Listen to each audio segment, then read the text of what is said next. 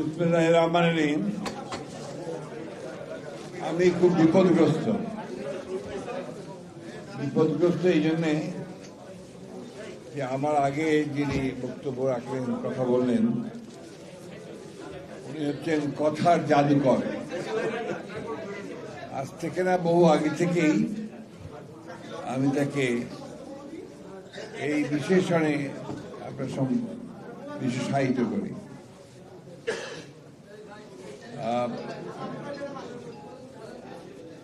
আজকে আমাদের সৈয়দা ফাতেমা সালাম তার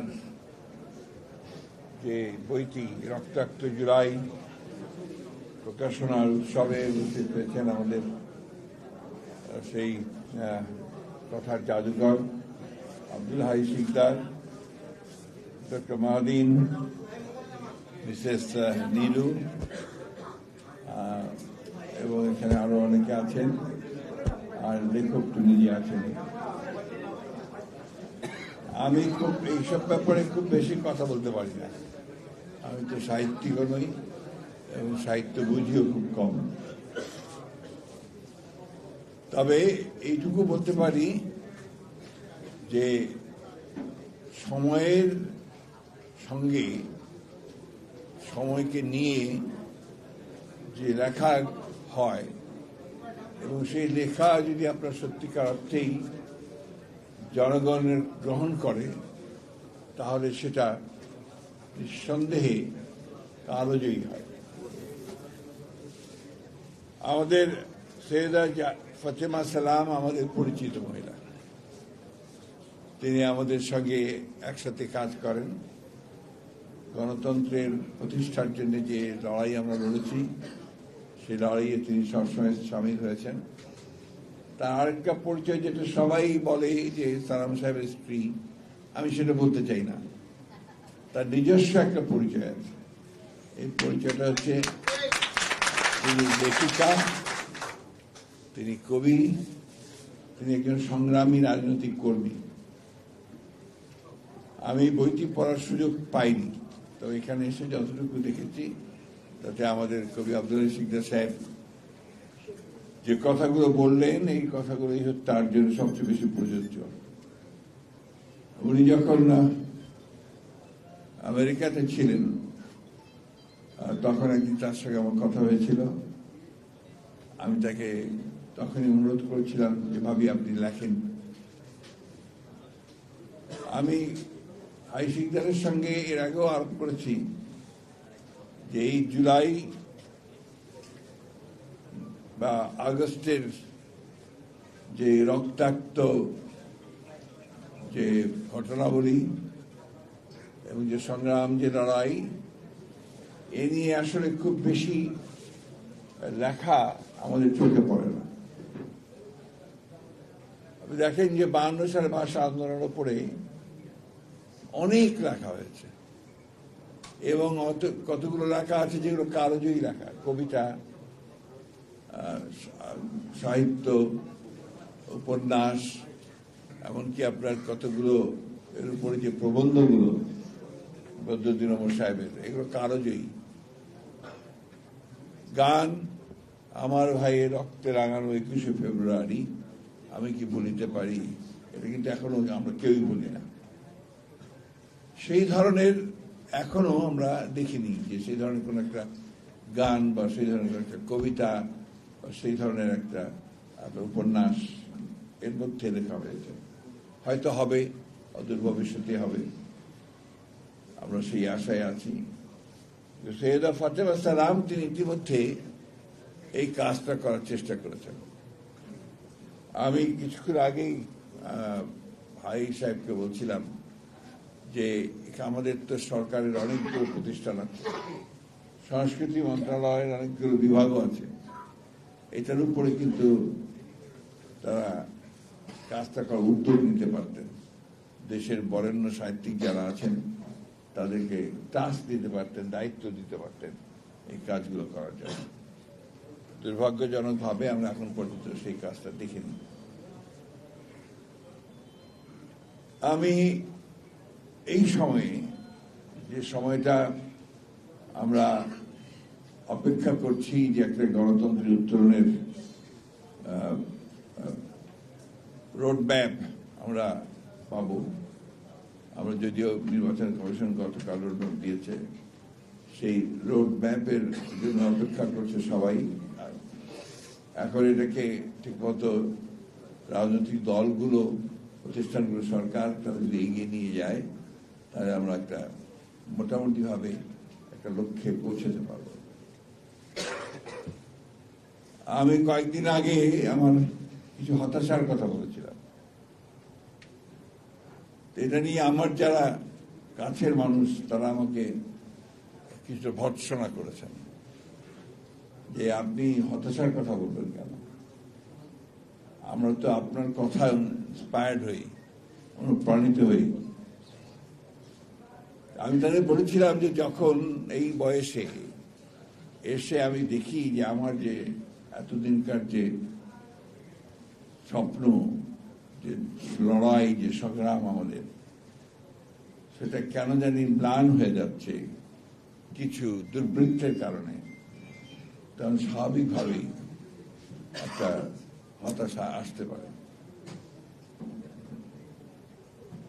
আমরা জানি যে রাজনীতিতে অবশ্যই মতভেদ থাকবে, রাজনীতিতে বিভিন্ন রকম চিন্তা থাকবে, মত থাকবে, কিন্তু এখন যে পরিবেশটা আমাদের আছে, এই পরিবেশটাতে আমাদের জনগণ কিন্তু অত্যন্ত বিভ্রান্তির মধ্যে পড়ে যাচ্ছে। আমরা আপনার লক্ষ্য করে দেখবেন, মানুষকে জিজ্ঞেস করলেই মানুষ বলে নির্বাচন হবে তো। এই যে একটা আপনার এক ধরনের শঙ্কা, আশঙ্কা এবং এক ধরনের আপনার হতাশা এসে যায় যে হবে তো। আমি যেটা বলি সবসময় যে নির্বাচন হবেই, এবং যে ঘোষণা দেওয়া হয়েছে সেই সময়টাতেই হবে। এই কারণে যে এর কোনো বিকল্প নেই।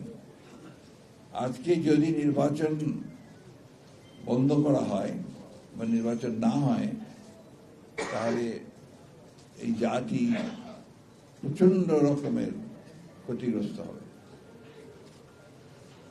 এবং ফ্যাসিবাদের ফিরে আসার সম্ভাবনা অনেক বাড়বে। আপনারা নিশ্চয়ই লক্ষ্য করছেন যে বিভিন্ন খান থেকে বিভিন্ন সময় অনেকেই চেষ্টা করছে এই ফ্যাসিবাদকে নিয়ে আবার কথা বলার জন্য, এবং বিদেশেও আপনার এটা নিয়ে কাজ হচ্ছে। তাই নির্বাচনটা খুব দ্রুত দরকার, সে কথাগুলো আমরা বারবার বলেছি,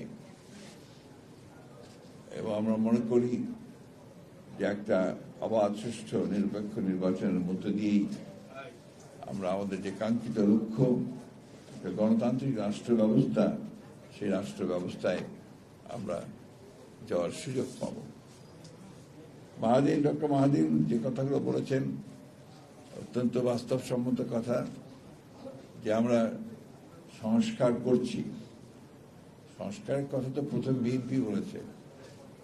বাংলাদেশের যা কিছু পরিবর্তন, শুরু পরিবর্তনের কিন্তু আপনার বিএনপির মাধ্যমে।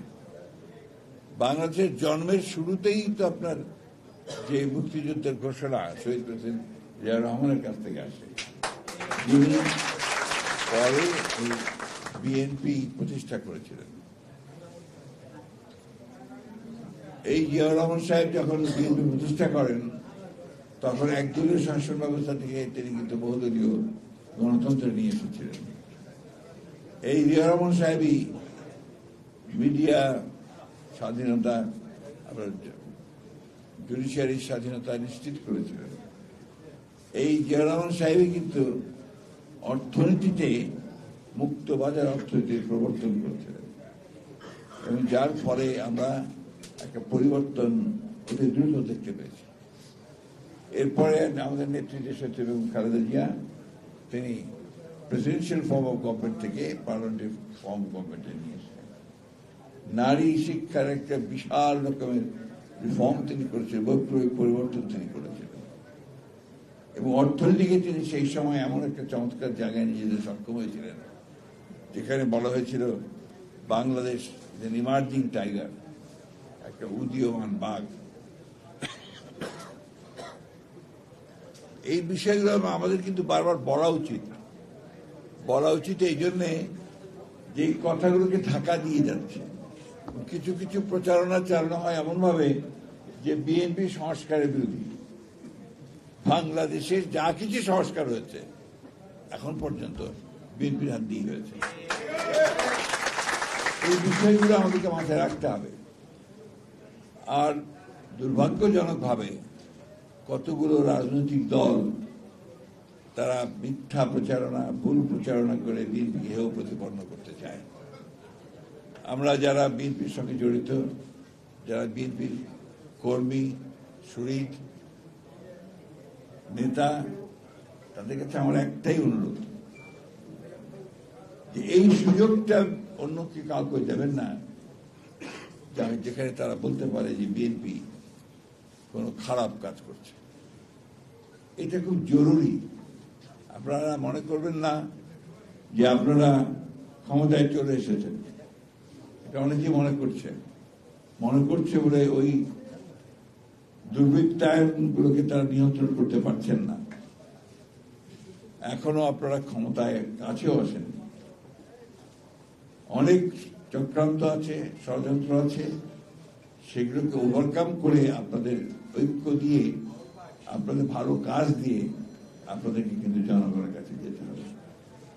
আমি কথাগুলো আজকে এই জন্য বলছি যে এই বইটি যে লেখা হয়েছে, তিনি কিন্তু একজন রাজনৈতিক কর্মীও, এবং ঘটনার উপর লিখেছেন, পুরো ঘটনাটা হচ্ছে রাজনৈতিক ঘটনা।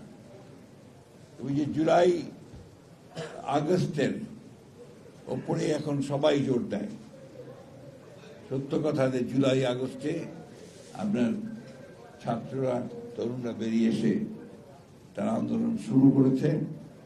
কিন্তু আন্দোলনের শেষ দিনগুলোতে শুধু ছাত্ররাই ছিল না, শ্রমিক, কৃষক, মধ্যবিত্ত, চাকরিজীবী, সমস্ত, এমনকি আমাদের মা বোনেরা বেরিয়ে এসেছিল।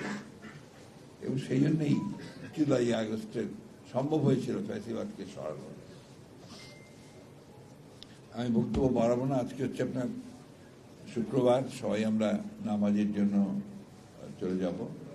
একটি কথা আপনাদের সামনে আবার আমি বলতে চাই যে সৈয়দা ফাতেমা সালামের যে লেখা, এই লেখাটা আপনারা পড়বেন, এই লেখাগুলো পড়বেন, আর সেই সঙ্গে দেশকে কি করে ভালোর দিকে নিয়ে যাওয়া যায়, আমাদের মনগুলোকে আরো কি করে পবিত্র করা যায়, আমরা কি করে মানুষের কল্যাণের জন্য কাজ করতে পারি, এই বিষয়গুলো আপনারা অত্যন্ত গভীরভাবে চিন্তা করবেন। আজকে একটা পরিবর্তন মানুষ চায়, যে পরিবর্তনের জন্য মানুষ কিন্তু উন্মুখ হয়ে আছে, আর এই পরিবর্তন তারা বিএনপির কাছে চায়। সুতরাং বিএনপিকে এই পরিবর্তনটা দিতে হলে সেইভাবে কিন্তু তাদের নেতা, কর্মী সবাইকে জনগণের সামনে নিয়ে আসতে হবে। এই কথাটা মনে রাখতে হবে। আসুন আমরা সেই লক্ষ্যে আমরা সামনের দিকে এগিয়ে যাই। আমি বারবার বলেছি, আমরা সবাই জানেন যে আমরা এই গণতন্ত্রের উত্তরণের জন্য আমরা 15 বছর ধরে লড়াই করেছি। এই গণতন্ত্রের উত্তরণের জন্য আমাদের নেত্রী দেশনেত্রী বেগম খালেদা জিয়া, তিনি 6 বছর কারাগারে ছিলেন, এবং কি কষ্ট তিনি পেয়েছেন তা আমরা সবাই জানি, তাই না? আমাদের নেতা তারেক রহমান সাহেব, তিনি 15 বছর 16 বছর ধরে নির্বাসিত বিদেশে অবস্থান করেছেন। আমাদের অসংখ্য নেতা গুম হয়ে গেছে, গুম। ওই পরিবারগুলোর কথা আপনারা সবাই অনেকেই জানেন, তারা মাঝে মাঝে সামনে আসে, আপনাদের সামনে কথা বলে। তাদের বাচ্চারা যখন তাদের চোখের পানি পড়ে, তখন আমরাও চোখের পানি রাখতে পারি। আজকে ওই যে আমাদের ত্যাগ শিকার, এই ত্যাগকে আমাদেরকে অবশ্যই মূল্যায়ন করতে হবে। যে একটা কবিতা আছে না, বীরের এ রক্ত স্রোত মারের এই অশ্রুধারা, এর যত মূল্য তা কি ধরার ধুলায় হবে হারা। কবিবর সেই কবিতা বলছেন, আসলে কবিতা এটা এগুলো আমাদেরকে খুবই তাড়িত করে, তাড়িয়ে নিয়ে বেড়ান। আমি বলছিলাম যে আসলে এখন মাঝে মাঝে মনে হয় যে সারাটা জীবন কি আমাদের ব্যর্থ হয়ে যাচ্ছে। বাংলাদেশকে আমরা দেখতে চাই কিন্তু একটা সফল দেশ হিসাবে, ফেইল্ড স্টেট হিসাবে নয়। আর এই প্রেসিডেন্ট জিয়াউর রহমান সাহেবের উনি যদি না থাকতেন, তাহলে কিন্তু বাংলাদেশ ফেইল্ড স্টেট হয়ে যেত। গণতন্ত্রকে আজকে আমরা সেই জায়গায় নিয়ে যেতে চাই যে জায়গায় গণতন্ত্র সত্যিকার অর্থেই জনগণের কল্যাণের জন্য কাজ করতে পারে। মুষ্টি কতক লোক, গুটি কতক লোকের উন্নয়ন কোনো উন্নয়ন নয়। সমগ্র মানুষের, কৃষক, শ্রমিক, মেহনতি মানুষের উন্নয়ন যখন হবে, তখনই আপনার সেই উন্নয়নটা, সংগ্রামটা সফল হবে। কালকে একজন বিখ্যাত সম্পাদক মহোদয়ের সঙ্গে আমার রাতে একটা আলোচনা চলছিল। তো সেখানে তিনি যে কথা বললেন, সে কথা আমার খুব পছন্দ হয়েছে। বলছে, আপনারা কি করছেন না করছেন জানি না, কিন্তু বাংলাদেশের মানুষ কিন্তু বিএনপির উপরে তাকিয়ে আছে। যে বিএনপি তাদের পরিবর্তনটা আনবে। বিএনপি এই ফ্যাসিবাদ যে ধ্বংস করে দিয়ে গেছে, অর্থনীতি, সমাজকে, স্বাস্থ্য ব্যবস্থা, শিক্ষা ব্যবস্থা, এগুলো পরিবর্তন বিএনপি নিয়ে আসবে, এটা কিন্তু মানুষের আশা। ওই জায়গাটাকে আপনারা নষ্ট করবেন না, ওই জায়গাটা ধরে নেবেন এবং সেইটাকে যেন ফলপ্রসূ হয়, আমরা যেন সেইখানে পৌঁছতে পারি, তার জন্য আমাদেরকে কাজ করতে হবে। আমি আবারও আপনাদেরকে অনুরোধ করব যে আমরা সবাই একটা বিষয়ে ঐক্যবদ্ধ হই, যে আমরা আমাদের দেশের মানুষের যে আশা, যে প্রত্যাশা, স্বপ্ন, সেটাকে আমরা বাস্তবায়িত করবার জন্য আমরা যারা বিএনপির কর্মী আছি, তারা সবাই একযোগে কাজ করব। এটা সবাই কিন্তু মাথায় মনে রাখতে হবে। আরেকটা কথা মনে রাখবেন, একটা ষড়যন্ত্র চলছে। সেই ষড়যন্ত্রটা হচ্ছে যে এই মধ্যপন্থা রাজনীতি, উদারপন্থী রাজনীতি, উদারপন্থী গণতন্ত্র, তাকে সরিয়ে দিয়ে একটা উগ্রবাদের আপনার রাজনীতিকে নিয়ে আসা বাংলাদেশে, এটাও বাংলাদেশের জন্য চরম ক্ষতিকর হবে। আমাদেরকে সেই জন্যে এই উদারপন্থী গণতন্ত্রকে প্রতিষ্ঠা করবার জন্য ঐক্যবদ্ধ হয়ে কাজ করতে হবে। ধন্যবাদ সকলকে, ধন্যবাদ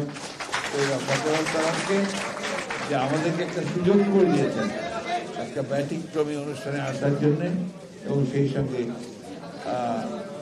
আমাদের কথার জাদুকর আব্দুল হাই কথা শোনেন।